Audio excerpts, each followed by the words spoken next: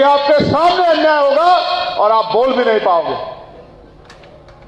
मैं ये फिर कह रहा हूं, मेरी बात पे गौर करो। आज हालात क्या हैं? कल फैसला आया सुप्रीम कोर्ट का, कई दलों ने स्वागत किया, कई ने विरोध किया। मुझसे भी पूछा गया कि भाई क्या कहना चाहते हो, तो मैंने उनसे साफ शब्दों में कहा कि भाई 5 स्वर्ण जज बैठे और 5 स्वर्ण जजों पे ये फैसला देने की जिम्मेदारी दी गई, कमेटी बनाई गई कि बताइए स्वर्ण जाति के लोगों को आर्थिक आधार पर आरक्षण मिलना चाहिए नहीं मिलना चाहिए। 3 जजों ने कहा मिलना चाहिए, 2 ने कहा मिलना तो चाहिए लेकिन क्योंकि इसका आधार आर्थिक है, गरीबी है, तो इसमें SC ST OBC के लोग भी होने चाहिए। अंत 5 जजों ने आपस में तय किया कि 3-2 के बहुमत से SC ST OBC और संविधान को हम लोग हरा देते हैं और हरा दिया। अब कोई ये पूछे कि वो भाई जज कैसे बनते हैं सुप्रीम कोर्ट हाई कोर्ट के, तो वो जज बनते हैं कॉलेजियम सिस्टम से, जो कि संविधान के पहले से ही वॉयलेशन में, संविधान के विरुद्ध में, क्योंकि भारत का संविधान तो राष्ट्रपति को अधिकार देता है न्यायाधीश की नियुक्ति करने का, लेकिन अब तो जज अपने बेटे को, अपने भतीजे को, अपने दामाद को, अपनी बेटी को, अपने रिश्तेदार को, अपने भाई को जज बना देते हैं। और एक जज है उनमें JB पार्टीवाला, जो गुजरात कैडर से हैं। अब उनके बारे में सुन लो, 2015 में उन्होंने एक वो दिया ऑर्डर, और ऑर्डर में लिखा कि आरक्षण और करप्शन की वजह से देश जो है, भारत जो है, वो बर्बाद होने की कगार पे है। और उस मूर्ख को ये नहीं पता नहीं कैसे वो जज बन गया। मैं तो मानता नहीं, उसको इतना तो पता नहीं कि आरक्षण 10 साल के लिए है या संविधान के मूल स्वभाव में है, मूल भावना में है, या संवैधानिक अधिकार है, ये भी नहीं पता है। कोई भी जज जो मना है कुछ भी बोल देता है। उस जज को ये नहीं पता कि पॉलिटिकल रिजर्वेशन, राजनीतिक आरक्षण 10 साल के लिए था, ना कि नियुक्तियों में आरक्षण, एजुकेशन में आरक्षण 10 साल के लिए था। वो उस पर भी कल रिस्टेट कमेंट कर दिया उसने कि 10 साल के लिए आरक्षण था, 75 साल हो गए हैं। तो मैं ये कह रहा हूं, अगर अपने अधिकार सुरक्षित रखने हैं तो फिर कीमत चुकाने के लिए तैयार हो जाओ। और कीमत लोकतंत्र में यह है कि अगर आप चाहते हैं आपका हाथ किसी आगे ऐसा ना फैला हो, आप चाहते हैं आपके साथ अन्याय अत्याचार ना हो, तो भाई फिर गांव-गांव निकल के संघर्ष करो, समाज को जोड़ो, बहुजन समाज में भाईचारा पैदा करो, जातिवाद बना के। क्योंकि एक बार हमने हरा, इतिहास गवाह है कि एक बार सम्राट चंद्रगुप्त मौर्य के नेतृत्व में हमने हराया इनको, उसके बाद इन्होंने जातियों का निर्माण किया। ये हमें जातियों में बांट के जो है, और जातियों में ऊंच नीच की भावना बना के ये हमें बहुजन समाज को इकट्ठा नहीं होने दे रहे हैं। एक बार प्रयास किया था मान्यवर साहब कांशीराम ने, और ऐसा प्रयास किया कि ब्राह्मणवाद की जड़ें उखेड़ दी, राजतंत्र की जड़ें उखेड़ दी, धनतंत्र की जड़ें उखेड़ दी, और इन सबको बेचैनी हो गई, सब लोग उनके पीछे पड़ गए। एक बार प्रयास किया था।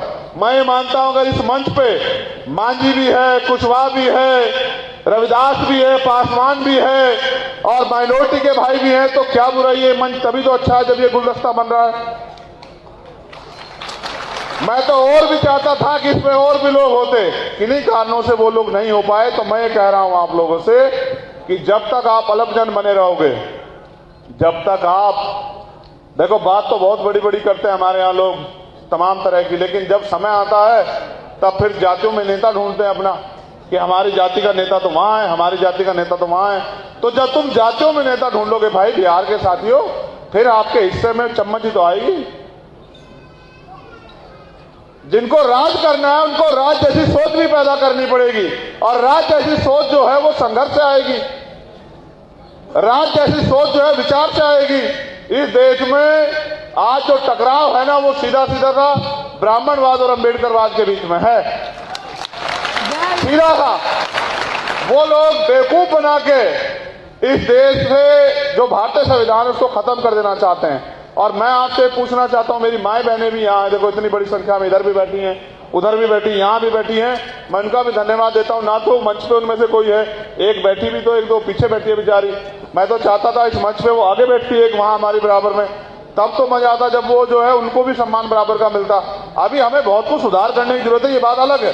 लेकिन मैं ये आपसे पूछना चाहता हूं कि अगर भारतीय संविधान कल खत्म हो जाता है यानी कि समान अवसर खत्म हो जाते हैं तो आपको कोई कुर्सी पर बैठने देगा भाई? आज जो लोग फोटो खींचने वाले बन रहे हैं, आप ये बताओ, आप ये बताओ, अगर ये संविधान जो हमें समान अवसर देता, अच्छा देखो,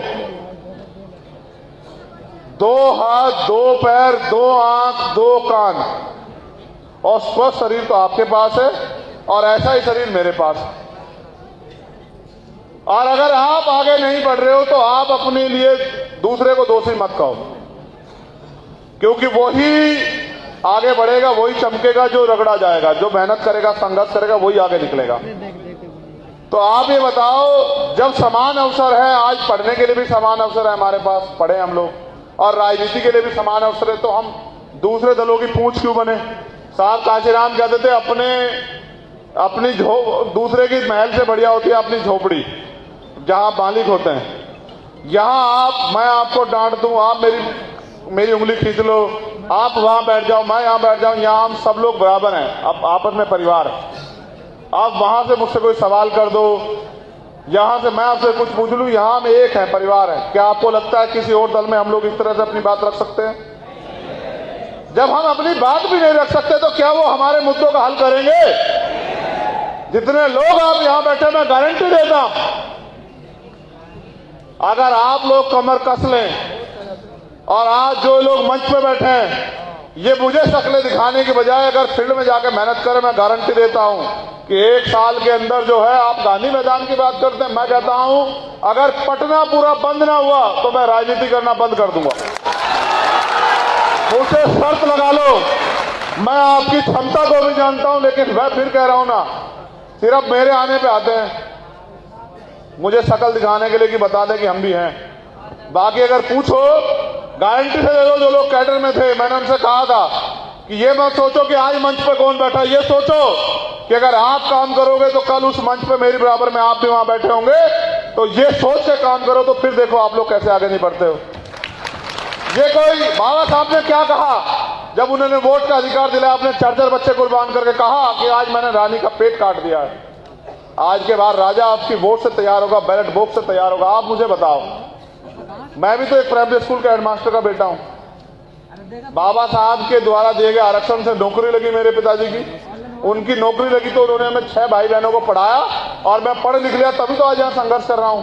अगर मैं पढ़ता लिखता नहीं तो भाई मैं भी कहीं जो है मजदूरी कर रहा होता। मैं आपसे सबसे कहता हूं खूब पढ़ो, और जो लोग राजनीति भी कर रहे हैं उनसे भी कह रहा हूं कि बिना महापुरुषों के संघर्ष को पढ़े आप कभी कामयाब हो ही नहीं सकते। मैं तो यहां जन्मे जननायक कर्पूरी ठाकुर और बाबू जगदेव प्रसाद कुशवाहा, मैं ये कहता हूं सबसे पहले अगर मैं उठता हूं तो सबसे पहले बाबू जगदेव प्रसाद कुशवाहा की शहादत को नमन करता हूं और सबसे पहले उन्हें याद करता हूं कि अर्जक संघ के नाम पे उन्होंने जो विचार दिया, उन्होंने इतना कड़ा जवाब दिया उस समय भी कि वो उनका तोड़ नहीं कर पाए। इसलिए तो जब विचार को नहीं रोक पाए, व्यक्ति को तो हत्या करनी पड़ी, ऐसे हालात बनाए उन्होंने। तो मैं फिर आपसे ये कहता हूं कि आज हालात बहुत खराब और चारों तरफ एक ही उम्मीद है। बताओ भीम आर्मी के अलावा कोई उम्मीद है क्या? आप बताओ मुझे, बताओ। वो महाराष्ट्र में रहता है और रहने वाला वो राजस्थान का है, उनके यहाँ 10-20 कैबिनेट मिनिस्टर हैं, एक सेंटर का मिनिस्टर भी है केंद्र की सरकार में, स्टेट की सरकार में, लेकिन उम्मीद वो भीम आर्मी के कार्यकर्ताओं से लगाता है। तो इस विश्वास को आप समझते हैं, विश्वास कैसे पैदा हुआ है? ये विश्वास आपके संघर्ष से पैदा हुआ है। इसलिए मैं आपसे कह रहा हूं कि हमें अपने संघर्ष के बलबूते, अपने खून का कतरा कतरा चुका के इस देश में बहुजन राज लाना है। और हमारा नारा है बहुजन स्वराज का।